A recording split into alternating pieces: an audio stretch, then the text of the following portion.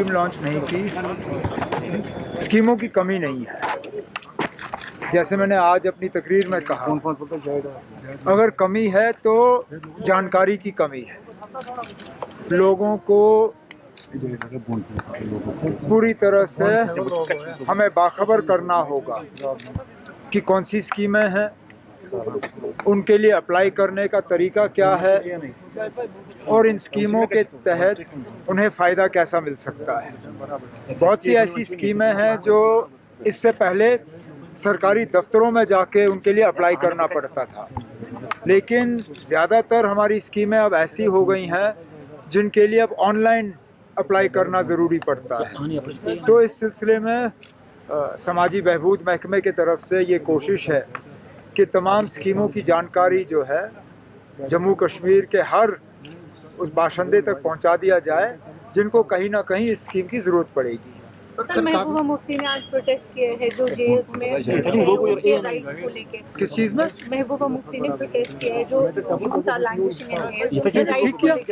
तो ये हम सब इस चीज़ से जो है परेशान हैं, लेकिन यहाँ श्रीनगर में करके उसका कुछ नहीं होगा। जम्मू कश्मीर की सिक्योरिटी के फैसले जो हैं वो दिल्ली में लिए जाते हैं, वो होम मिनिस्ट्री में लिए जाते हैं। तो बेहतर ये होगा कि वो दिल्ली जाएं, होम मिनिस्टर साहब से मिलें और वहाँ पे ये बात उनके सामने रखें, जिस तरह हमने किया। हमने ये बातें जो हैं दिल्ली में होम मिनिस्टर के सामने रखी क्योंकि फैसला वहाँ से होना है। बाकी अगर ये सिर्फ दिखावे के लिए करना है तो फिर यहाँ कर लीजिए, कोई किसी को इससे एतराज़ नहीं होगा। मतलब आज सुप्रीम कोर्ट ने जो अर्जेंट हियरिंग से मना किया स्टेट कोर्ट से, हमने कहा अब मैं नहीं जानता हूँ कौन है जो सुप्रीम कोर्ट गए थे अर्जेंट हियरिंग के लिए। हम भी चाहते हैं कि इस फैसले में और देरी नहीं हो। हमें भी हुकूमत में 10 महीने से ज़्यादा हो गए हैं और पहले दिन से हम स्टेटहुड के पीछे लगे रहे।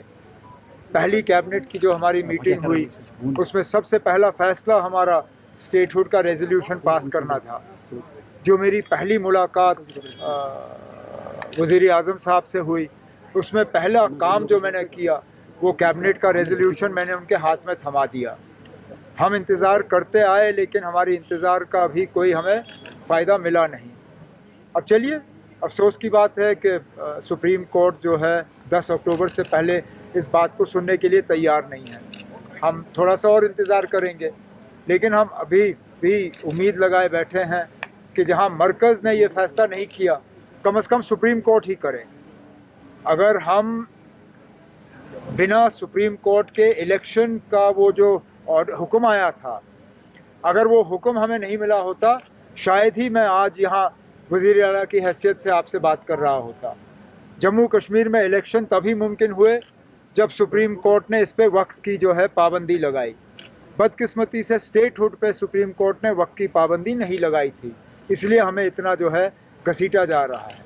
अब मैं उम्मीद करता हूँ कि 10 अक्टूबर के बाद जब ये मामला सुप्रीम कोर्ट के सामने आएगा तो इस पे वक्त की सीमा लगेगी और फटाफट हमें दोबारा रियासत का दर्जा वापस मिलेगा। अपने सिग्नेचर कैंपेनिंग का भी शुरुआत की, क्या चल रहा है? चल रहा ना, चल रहा है। जब हम इसको मुकम्मल कर लेंगे ये जो हमें करना होगा ये हम मरकज़ की हुकूमत और सुप्रीम कोर्ट तक पहुंचा देंगे।